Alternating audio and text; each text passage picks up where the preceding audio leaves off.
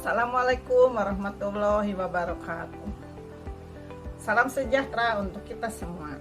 Apa kabarnya anak-anak? Walaupun kita ada di masa pandemi ini, kita akan selalu belajar dengan BDR, belajar di rumah. Kita harus tetap semangat, tetap sehat, tetap sekolah, belajar di rumah. Sekarang kita akan memasuki tema 4, yaitu tentang sehat itu penting. Tetapi sebelumnya kita harus memulai dan mengakhiri dengan berdoa, meminta kepada Allah supaya kita diberi keselamatan dan kesehatan. Dalam pembelajaran kali ini kita akan membahas sub 1 PB1, yaitu tentang peredaran darah manusia. Apa yang harus kita pelajari? Pertama, kita harus tahu apa itu peredaran darah dan apa jenisnya. Yang kedua, kita harus tahu bagian-bagian jantung dan peranannya untuk tubuh kita. Yang ketiganya, apa saja penyusun peredaran darah itu. Nah, selanjutnya, kita akan menyaksikan video peredaran darah. Dan yang terakhir, supaya kita tidak terlalu fokus dan stres, kita akan belajar tentang pantun. Nanti kalian akan menyebutkan ciri-ciri pantun. Tahapan belajarnya, kita akan memulai dengan menyaksikan video tentang jantung, bagaimana jantung itu berdegup. Nah, seterusnya kita akan tanya jawab. Setelah itu kita akan menyaksikan lagi tentang video peredaran darah, proses peredaran darah. Nah, yang terakhir nanti kalian akan mengerjakan LKS yang telah ibu sediakan. Boleh berkelompok, boleh juga perorangan. Nah, sebelumnya ibu minta kalian coba ukur dulu denyut jantung kalian dengan cara menempelkan tangan kalian di pergelangan tangan seperti ini. Coba kita mulai ya. Selama 15 detik kalian hitung berapa denyut nadi yang ada.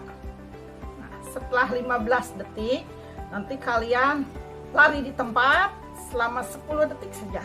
Nah, setelah itu tolong ukur lagi denyut nadinya ada berapa ya. Apakah sama dengan yang tadi atau berbeda? Baik, kita mulai ya. Ayo kita ukur. Kita mulai dengan hitungan pertama. Ibu yang menghitung, kalian yang menghitung denyut nadi ya. Ibu yang menghitung sampai 15. 1 2 3 4 5 6 7 8 9 10 11 12 13 14 15. Ya. Nah, hitung. Setelah itu kalian ayo lari di tempat selama 10 menit. Hitung dalam hati. 10 menit, maaf 10 detik saja. Ya. Stop. Hitung, mulai. Nah, setelah lari di tempat, terus hitung lagi denyut nadinya apakah sama dengan yang tadi atau ada perubahan. Nah, anak-anak, sekarang kalian sudah tahu perbedaannya denyut jantung ya. Tapi kalian tahu nggak apa itu jantung kalian? Belum pernah melihat kan? Nah, jantung itu kita akan pelajari dulu apa itu jantung, bagaimana jantung bekerja ya.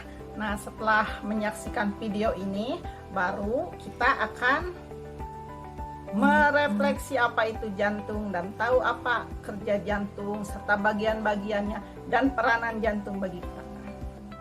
Kamu dapat merasakan detak jantungmu setiap kali kamu meletakkan tanganmu di dada. Tapi tahukah kamu apa yang sebenarnya terjadi? Atau apa yang membuat jantungmu tetap berdegup? Setiap hari, jantung kita berdetak sekitar 100.000 kali, mengirim setidaknya 2.000 galon darah yang mengalir di seluruh tubuh kita. Meskipun jantung kita tidak lebih besar dari kepalan tangan, jantung memiliki peranan yang besar untuk tetap membuat darah mengalir sepanjang 60.000 mil dalam pembuluh darah, yang mengedarkan nutrisi dan oksigen untuk organ dan jaringan. Darah mengedarkan seluruh substansi tersebut melalui berbagai saluran yang disebut pembuluh darah.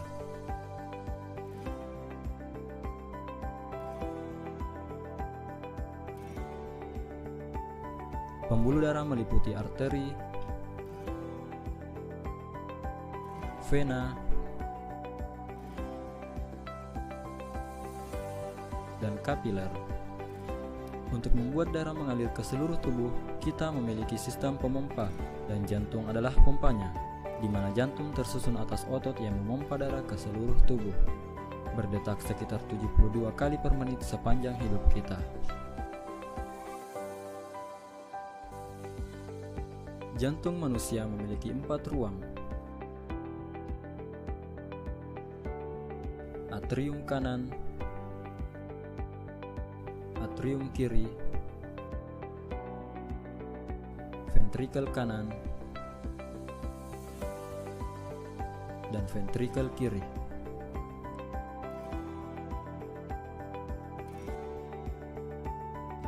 Jantung memiliki 4 katup, yaitu katup trikuspid,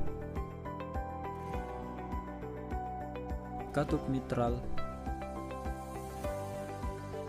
katup aortik, katup pulmonik. Katup ini merupakan katup satu arah. Sekarang kamu telah mengetahui struktur jantung. Selanjutnya, mari kita cari tahu bagaimana jantung bekerja.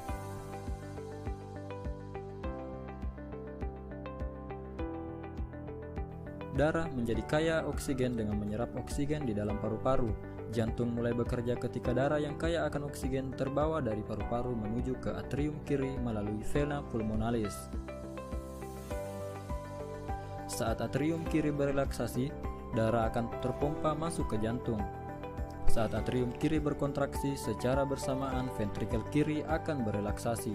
Atrium kiri menekan darah menuju ventrikel kiri melalui katup satu arah. Ketika ventrikel kiri berkontraksi, darah akan terpompa menuju aorta, di mana darah yang kaya akan oksigen dialirkan menuju bagian tubuh lainnya kecuali paru-paru.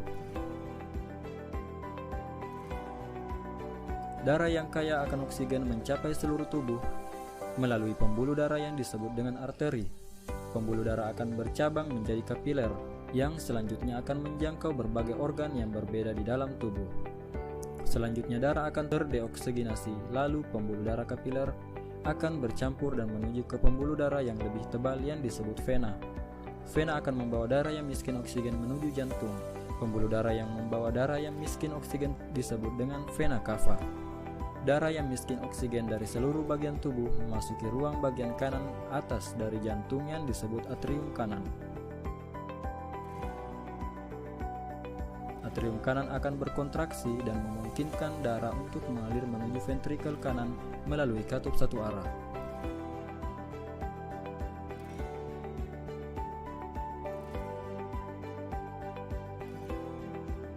Ventrikel kanan kemudian berkontraksi dan menekan darah menuju arteri pulmonalis. Arteri pulmonalis membawa darah yang miskin oksigen menuju paru-paru. Paru-paru kemudian melakukan pertukaran gas terhadap darah sehingga darah kembali menjadi kaya akan oksigen. Darah tersebut selanjutnya akan dialirkan kembali ke jantung melalui vena pulmonalis dan kembali mengulang siklus sirkulasi tersebut.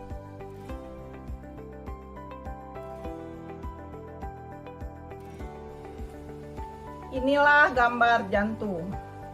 Pada intinya jantung terdiri atas 4 bagian, yaitu serambi kiri, bilik kiri, serambi kanan, dan bilik kanan. Jantung adalah organ tubuh manusia yang berfungsi memompa darah ke seluruh tubuh.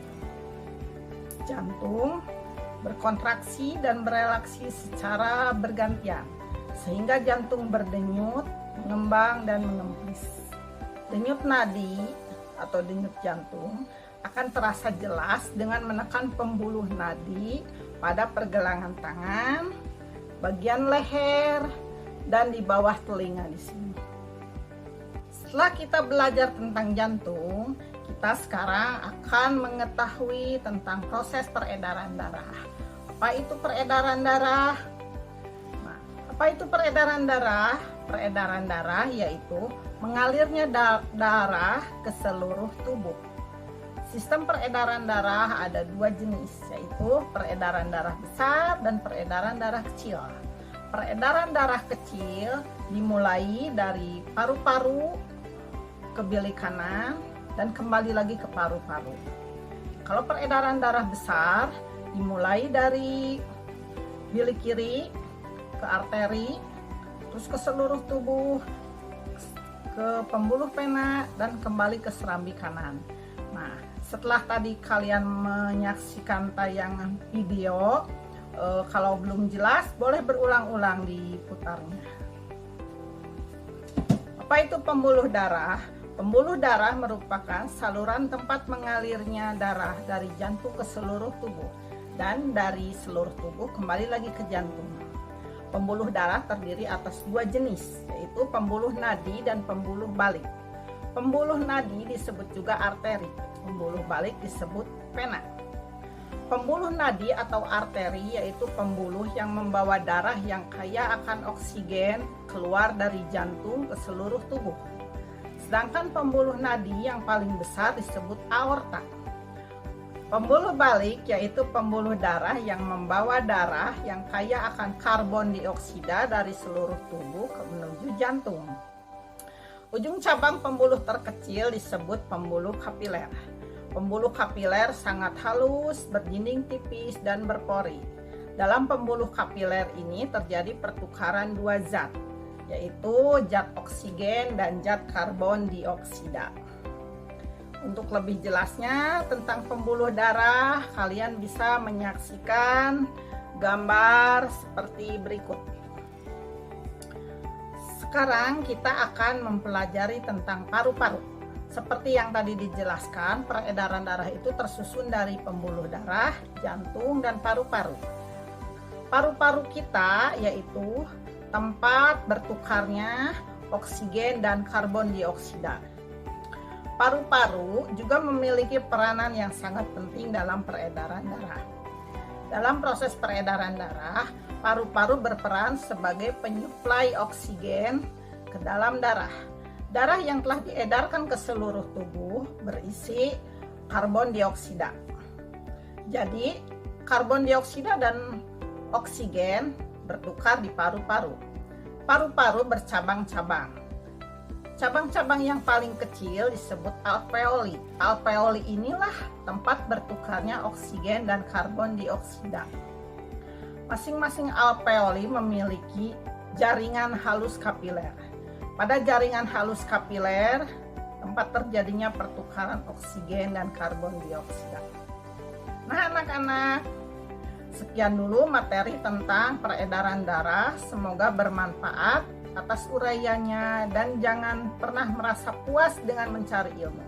Kalau kurang jelas bisa diputar-putar lagi videonya. Nah, sekarang kalian bisa mengisi LKS. Boleh ditulis dulu, boleh dikerjakan dalam kelompok kalian dengan sharing ya, atau boleh sendiri-sendiri di rumah.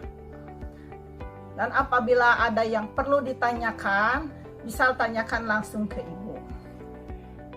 Sekarang kita akan menutup pembelajaran kita dengan bacaan hamdalah. Alhamdulillahirabbil alamin. Sampai jumpa di pembelajaran berikutnya. Assalamualaikum warahmatullahi wabarakatuh.